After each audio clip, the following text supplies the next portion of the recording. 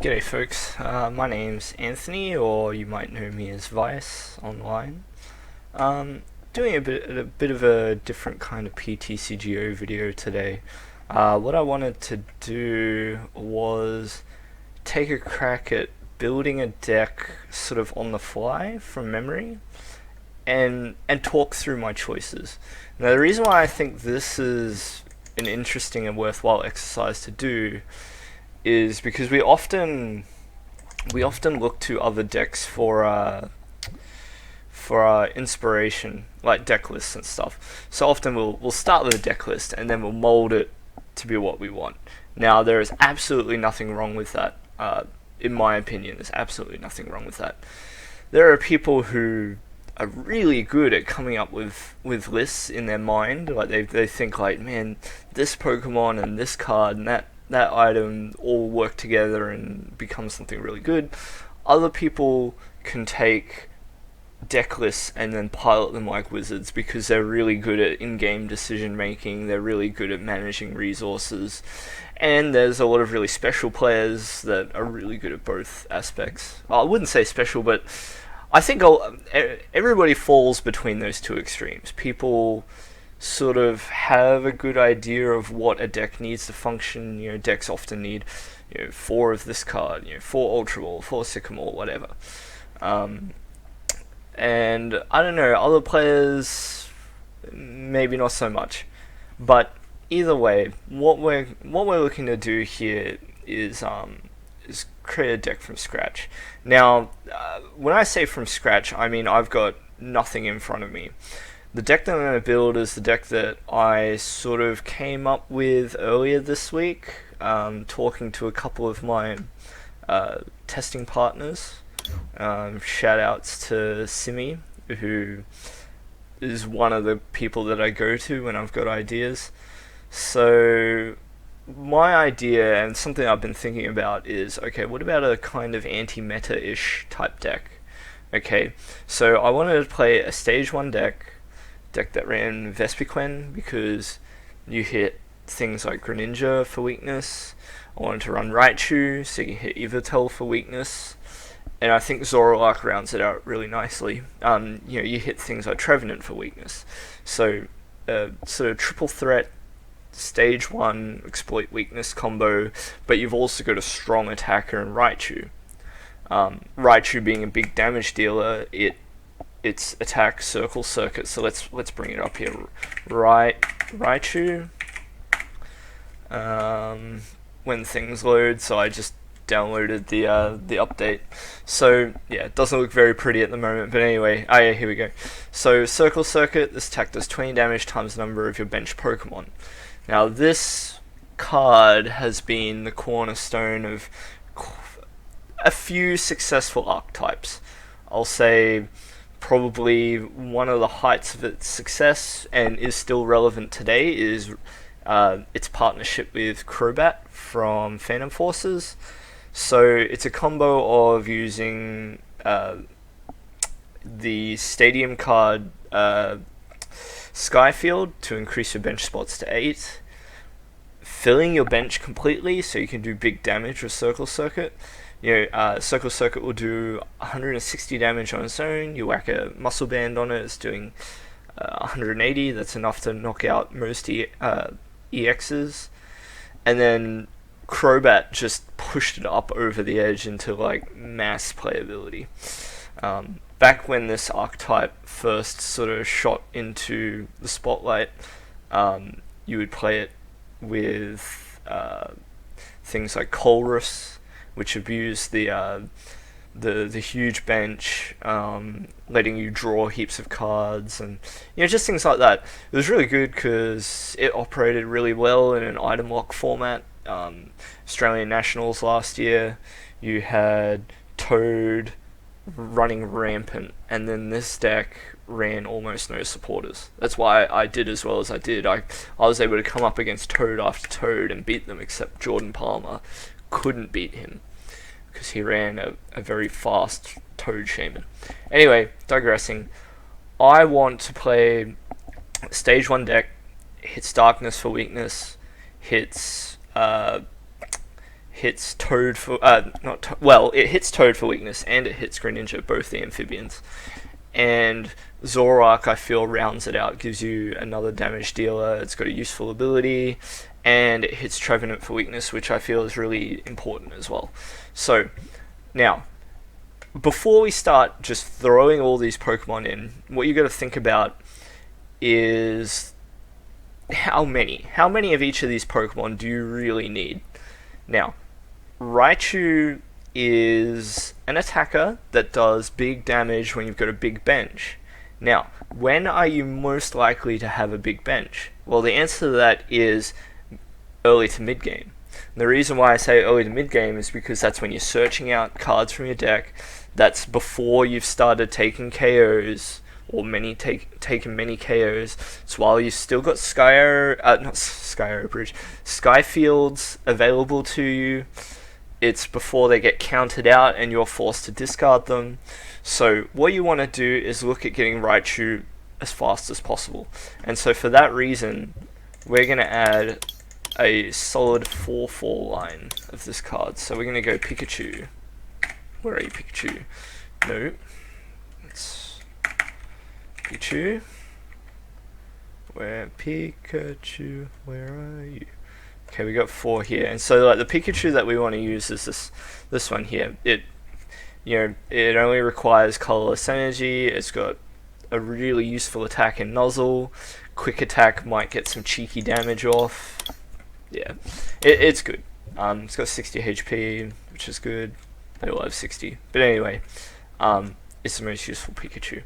Now the next one, and so the next, I guess, inclusion here as far as card counts go is debatable.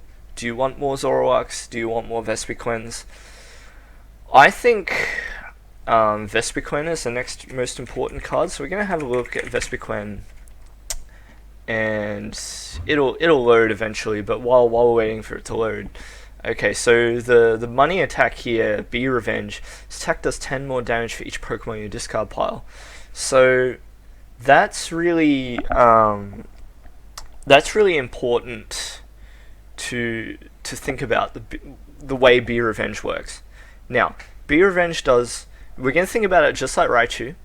Alright, Be Revenge does more damage when there's more Pokemon in the discard pile. So you don't want it early game. It's not going to do much good. I mean, unless you're playing a Night March style a Vespiquen deck that aims to just get as many Pokemon into the discard pile as quickly as possible. I just don't feel like that's the way you want to play this style of deck. You want to be attacking with Vespiquen when it's strongest, and that's towards the end of the game. I think it's still worth putting in at a 3/3, because you're going to be discarding parts of it as you hammer through your deck, but you still probably want at least 2/2 available to you towards the end of the game to attack with. The damage that it can do really ramps up, but you have to get there first. So we're going to add 3 of these. And I got logged out. Okay, we're going to try again. Okay, I'm going to pause it here just because my internet's dropped out. So, just a second. And we're back. Okay, so internet's playing up. Anyhow, so we're going to go 3/3 Vespiquen. Combi. You don't really get much choice when it comes to combi. You pretty much just got this one. So we'll go with it. Alrighty. And that just leaves Zoroark. Now, Zoroark, let's find it. This magnificent card. So, Zoroark from one of the most recent sets, Breakthrough. It's got a sweet ability in stand-in. It's reincarnation of Keldeo Russian. And you got Mind Jack, does 10 plus 30 more for each of your opponent's bench Pokemon. Now, the thing with this deck is that it doesn't really center around trying to do damage with Zoroark. Zoroark, while it's a really strong Pokemon, in its own right, it's a balance between utility and damage output. Sometimes it can reach for really big numbers, sometimes not so much. You can argue that this kind of fits into the same paradigm as Raichu, where it does more damage based on the amount of Pokemon in play, therefore you might want to play it early when your opponent has more Pokemon in play. But your opponent has the ability to dictate the amount of damage that Zoroark can put out, to a degree. So, I actually prefer to have this at a lower count.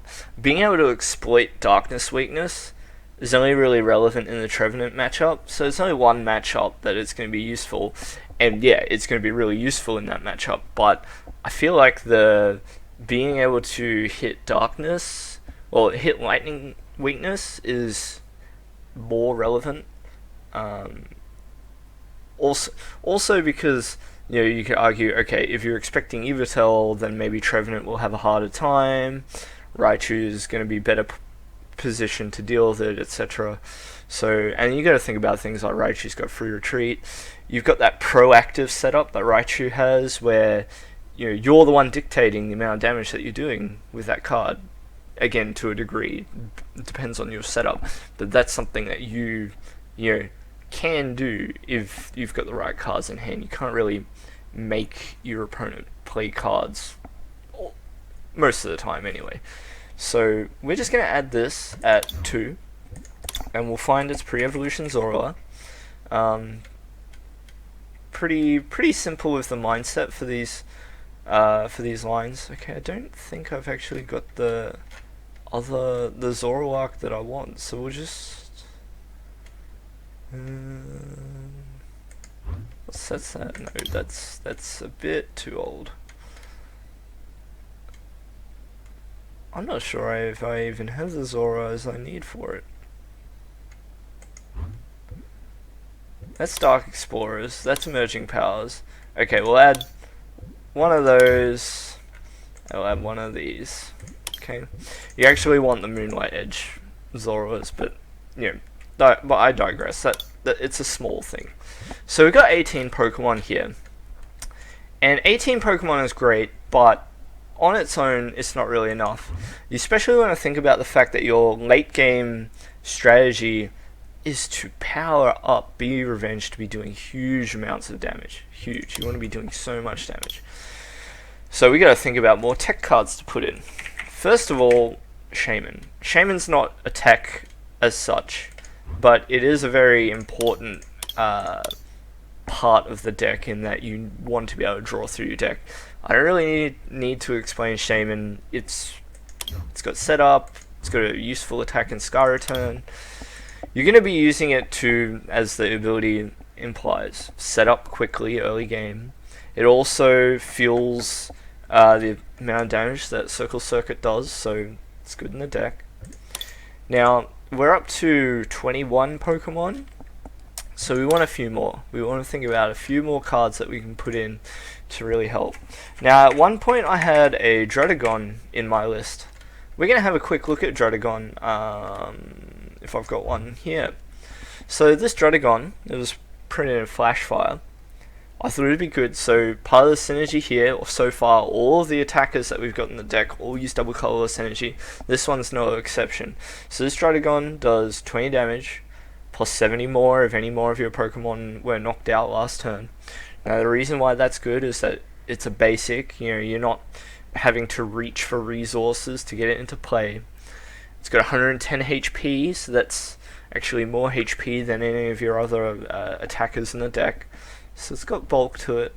And it's useful in those matchups where you're trying to take 6 prizes against a 6 prize deck, like Night March, for example. I ended up cutting it because I needed some space. Something that didn't get cut though, something that I kept in the deck, is Jirachi. Now Jirachi had a bit of hype. I still think it's good, still think it's relevant. You gotta think about matchups like, what do you do against Toad, Giratina?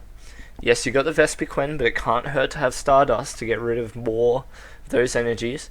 Toad has access to Puzzle of Time, so don't count it out. Stardust, of course, discards special energy, and it prevents all damage to itself the turn following. That's why this Raichu got a lot of hype. It was touted as the Toad counter. A lot of people are really afraid to play decks with special energies because this card exists. But if you look at the decks that are in the metagame at the moment, a lot of them can operate without them. You get decks that are really greedy, like Night March, that just go, nope, I'm just going to use DC and beat everything. And Raichu is the Achilles heel of those decks, or can be an Achilles heel anyway. So I ended up putting 2 of these cards in. One, because it's really strong at 2. Well, having 1, yeah, that's nice, but it's not going to really cement a matchup, right? 2 is going to be really difficult for any deck to play around. Yeah, you can Lysander around it once. Maybe you've got some method of knocking it out, stashed in your deck. Maybe you go Escape Rope, Lysander, or something silly like that. But 2, trying to do that to 2, that's difficult. And the other reason why I'm running 2 is because you want to pump up the amount of Pokemon that are in your deck.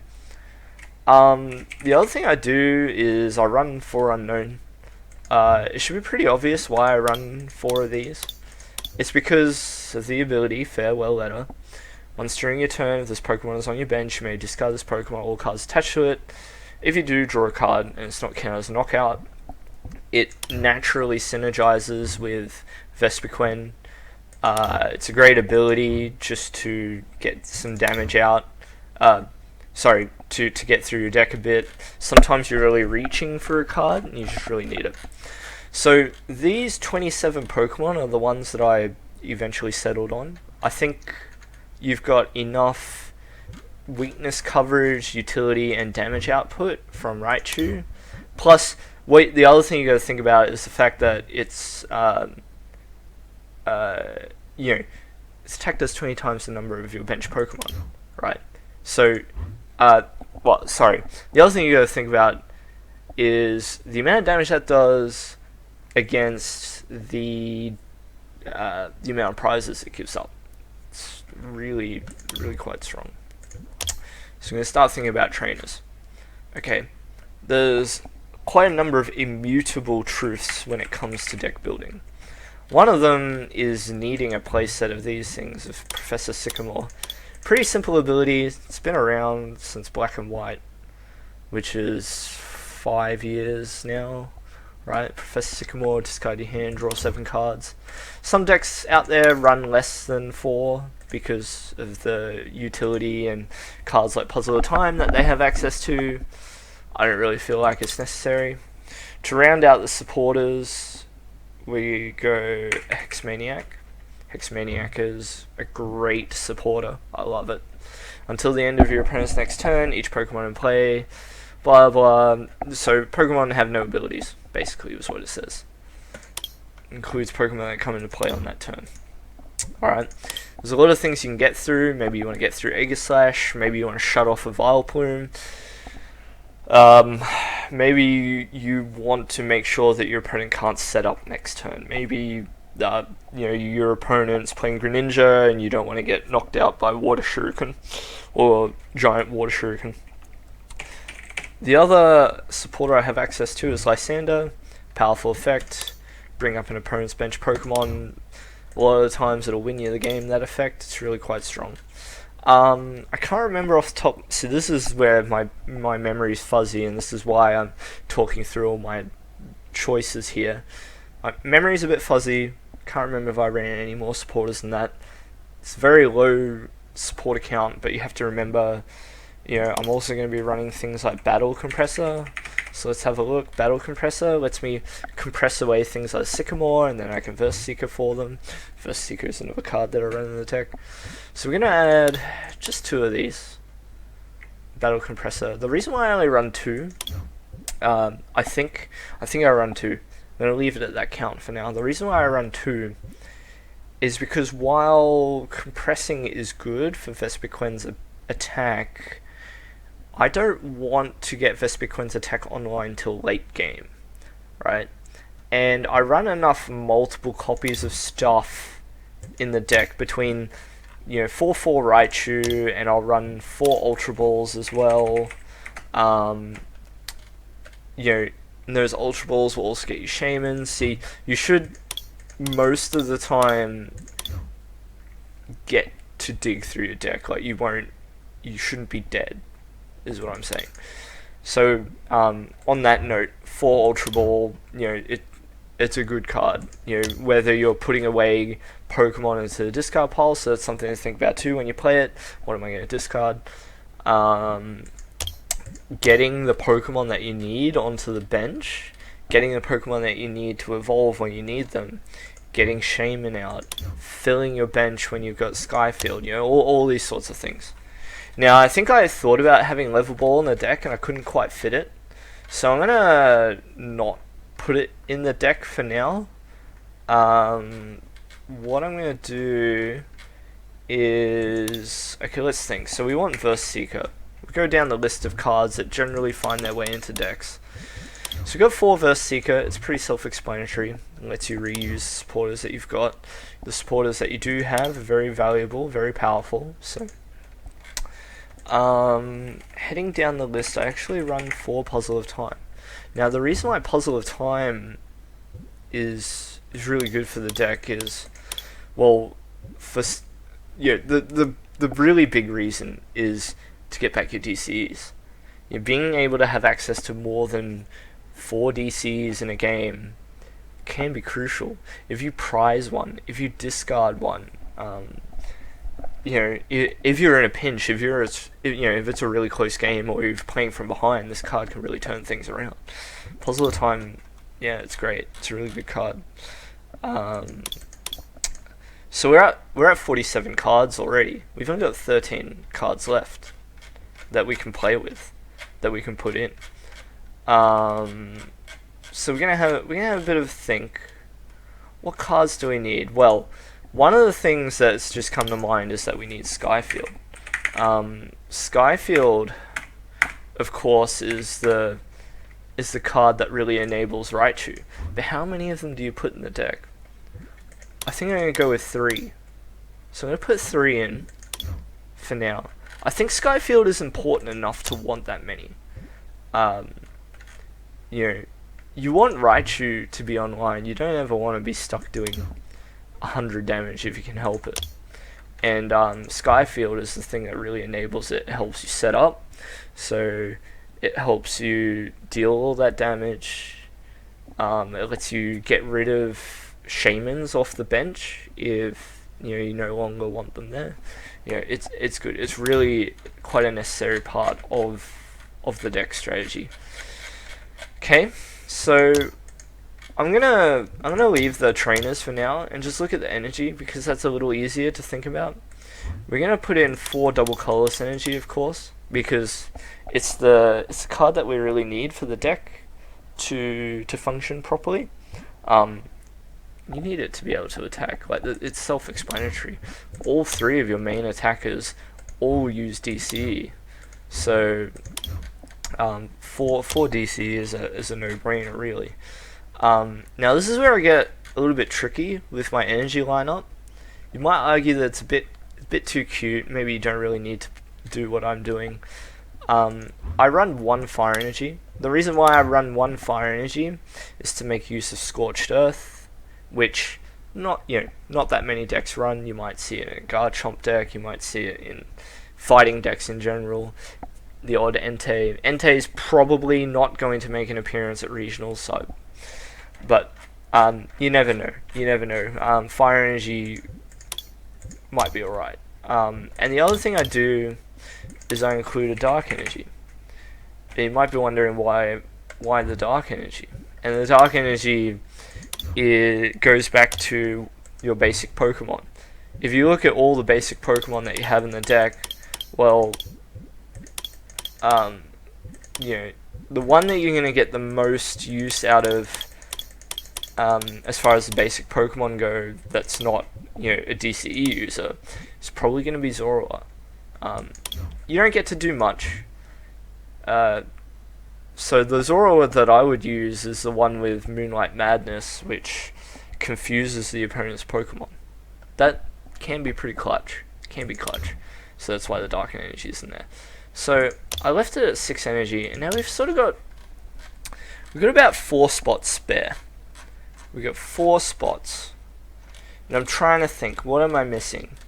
You've got your 4 Sycamore and 2 more supporters. You've got your Skyfields. You've got Vespiquen, Ultra Ball, Puzzle of Time, and Battle Compressor. I'm trying to think, what else did I run? So I run a Muscle Band. I found I only had room for 1. I had room for 1 Muscle Band.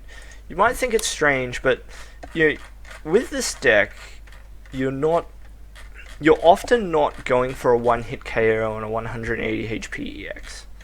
That's what I decided in my mind. It's like, it's good, but it's not. It wasn't super important for me to be able to do that much damage to reach to a 180. I think 1 is fine. One is okay, but I think going any more than that, you sort of don't need to. So we're having a bit of a look through, see if there's any cards that spring to mind.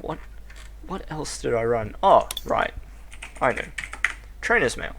That's it. That's the list. I'm almost 100% sure that's the list. Now I only run 3 Trainer's Mail, and it really pains me to not run 4. And I think I might actually only have 2 Skyfield and run the full complement of Trainer's Mail. But you know what? I think 3 Trainer's Mail is okay. You're not reaching for trainers in particular to try and hit like combo pieces or whatever. Like, you're not trying to get a rare candy. You're not looking too hard, but it's still like really useful. It's still good to get whatever you can get, and sometimes you just really need it. Sometimes you can be top decking and you go, oh yeah, Trainer's Mail, yeah, Ultra Ball, Shaman, draw out, get Sycamore out, things like that. Yeah, so that pretty much rounds out the list.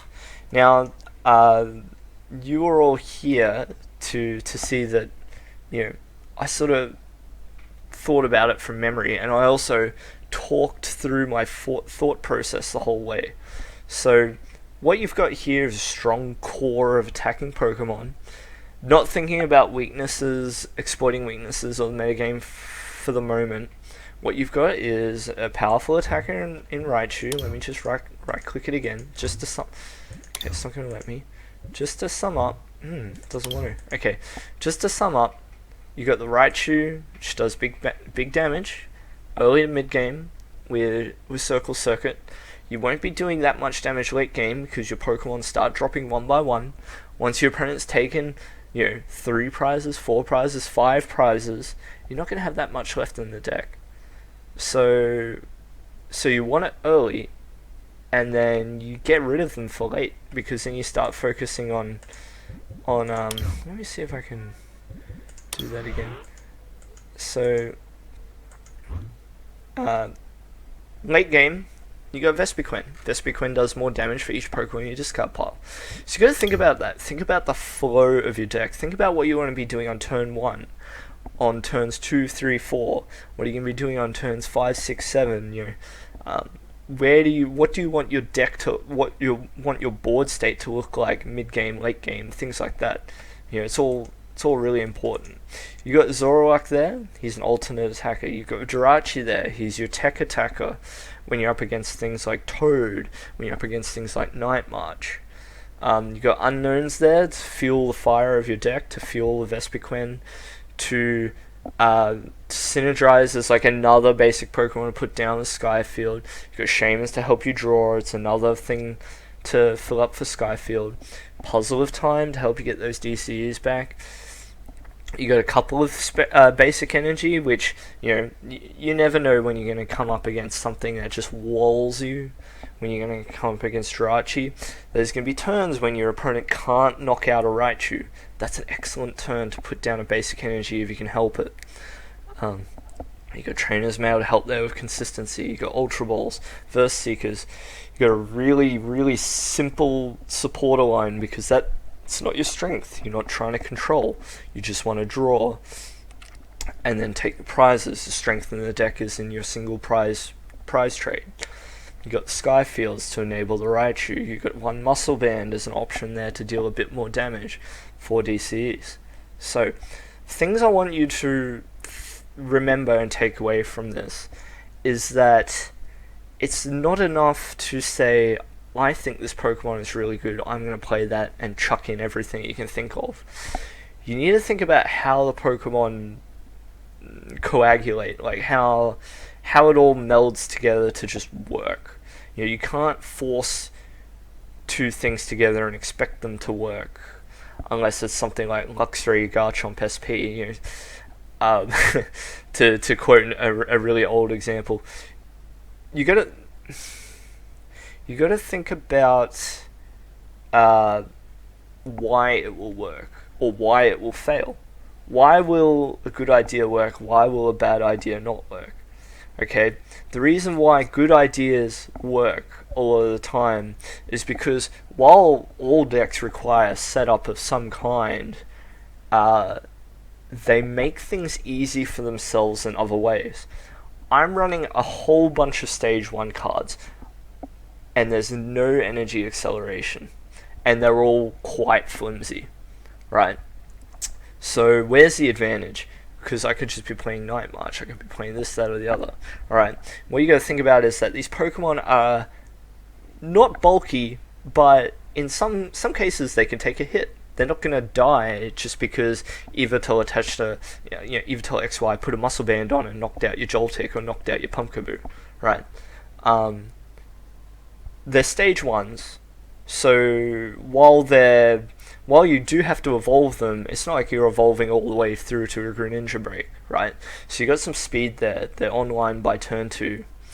They all take the same energy. They only need a DCE. So while there's no acceleration, you're cutting it some slack by only needing a DCE, right?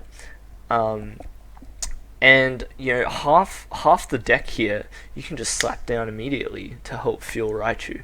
So yeah, you got it. There's give and take. You can't just have a really cool, powerful Pokemon and not have some way to support it, because otherwise what you've got is a bad deck, right? If you try to play Tyranitar just because you feel like it and don't think about, it's it's early, mid, late game, you're just gonna lose. You're just gonna have a bad deck. But if you run Shamans, if you run Battle Compressors, Mega Elixirs, Max Elixirs, Yveltal XY, maybe you could make a good deck with Mega Tyranitar. That's just an example. So, to round it out, I'm doing a video like this, something I've had in mind for a while. Now that I've built it online, maybe I'll go and record a few games. I don't know. I more just want to talk through and discuss like the deck building thought process that I have in my mind, and share with you that last lesson about how good decks require setup but make things easy for themselves in other ways. Like they don't demand heaps of things to just happen, right? Unless the payoff is really good. And a good example of that is Ross Cawthorne's Truth deck.